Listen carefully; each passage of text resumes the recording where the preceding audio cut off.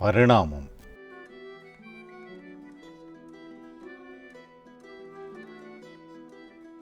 సుధీర్, ఇలారా, ఎప్పుడూ ఈ చదివేనా నీకు? కాసేపు ఇలా వచ్చి కబుర్లు చెప్పు అంటూ పిలిచింది అమ్మ. సుధీర్ చాలా మంచిగా చదివేవాడు.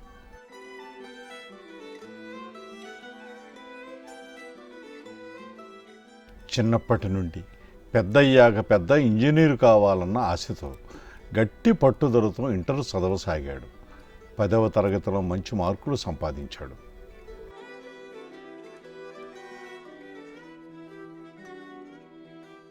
అందరూ సుధీర్ తప్పక జీవితంలో పెద్ద చదువులు చదువుతాడని, మంచి ఉద్యోగాన్ని సంపాదించి కుటుంబంలో గుర్తింపు పొందుతాడని భావించారు. ఇంటర్ చదువుతుండగా తన తోటి విద్యార్థులు సినిమాకనో షికారుకనో వెళ్ళేవాళ్ళు. కానీ సుధీర్ ఇంటి పట్టునే ఉండి చదువుకునేవాడు.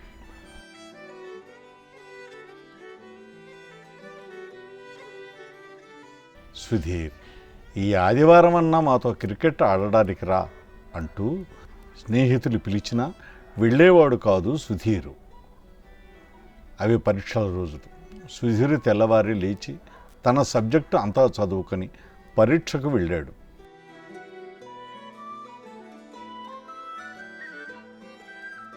పరీక్ష చాలా టఫ్గా ఉంది. తనకు తెలిసినవన్నీ రాశాడు సుధీర్. అలాగే మిగిలిన పరీక్షలన్నిటికీ అటెండ్ అయ్యాడు. తనకు తెలిసినంత వరకు తాను తప్పక పాస్ అవుతానని అనుకున్నాడు. హాలిడేస్ అయిపోయాయి. ఆ రోజు పేపర్లో ఇంటర్ రిజల్ట్స్ వచ్చాయి.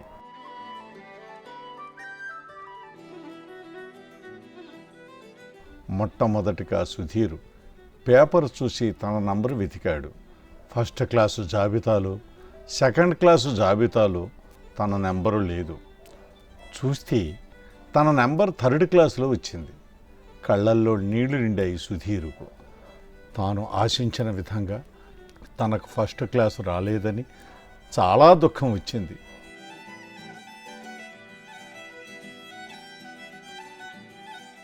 ఇంట్లో ఏమీ చెప్పకుండా నేను ఇప్పుడే వస్తానని చెప్పి తన స్నేహితుడింటికి వెళ్ళి తన స్నేహితులతో చెప్పి బోరున ఏడ్చాడు సుధీరు. ఏమీ పర్వాలేదులే సుధీర్, మాకు కూడా మార్కులు సరిగా రాలేదు. నీకే అలాంటి మార్కులు వస్తే మాకెలా వస్తాయి? ఏమీ బాధపడకు, మళ్ళీ పరీక్షలు రాయవచ్చులే అని అతని బాధను తగ్గించే ప్రయత్నం చేశారు స్నేహితులు.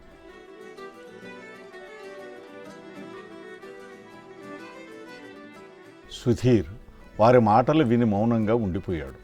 అందరూ మాట్లాడుతూ ఆడుకుంటూ ఉంటే ఒంటరిగా దిగులుగా అలా వారిని చూస్తూ ఉండిపోయాడు.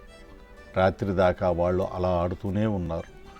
సుధీర్ వారితో నేను వెళుతున్నానని చెప్పి అలా నడుచుకుంటూ ట్యాంక్ బండ్ దగ్గరికి వెళ్ళి చూస్తూ ఉన్నాడు.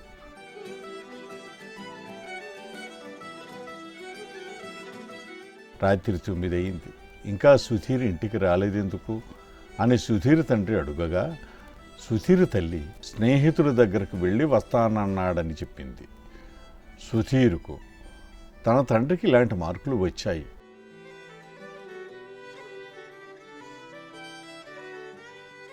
ఆ విషయం ఎలా చెప్పాలి అనుకుంటూ బాధపడుతూ, ఇంకా ఎందుకు ఈ జీవితం, నా మొహం వాళ్ళకి చూపించలేను అనుకుంటూ నీళ్ళల్లోకి దూకబోయాడు.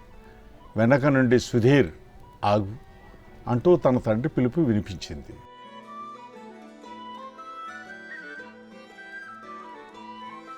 నాన్న సుధీర్, ఒక్క క్షణం ఆగు అంటూ వెనక నుండి సుధీర్ భుజం పట్టుకుని ఆపాడు.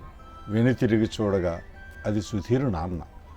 మమ్మల్ని అందరినీ వదిలి వెళ్ళిపోదామనుకున్నావురా సుధీర్? మేము ఏమైపోవాలి?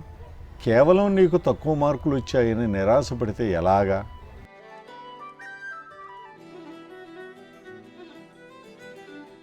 ఇంకా జీవితం చాలా ఉంది. ఎన్నో ఒడిదుడుకులను తట్టుకోవలసి వస్తే ధైర్యంగా వాటిని ఎదుర్కొన్న నాడే నీకు విజయం లభిస్తుంది. పద నాన్న ఇంటికి పద. ప్రతి అపజయానికి పర్యవసానం సావడం కాదు. కావాలంటే పరీక్షల్లో మళ్ళీ రాయవచ్చు.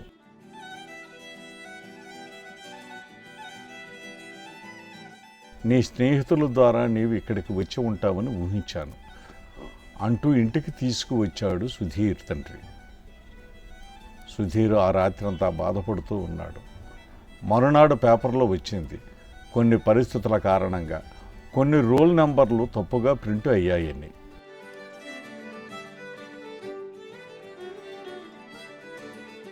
కరెక్ట్ నెంబరులు ఆ రోజు పేపర్లో వచ్చాయని. సుధీర్ తండ్రి పేపర్ చూడగా సుధీర్ ఫస్ట్ క్లాస్లో పాస్ అయ్యాడని తెలుసుకున్నాడు. వెంటనే సుధీర్ తండ్రి సుధీర్ని లేపి ఈ విషయం చెప్పాడు.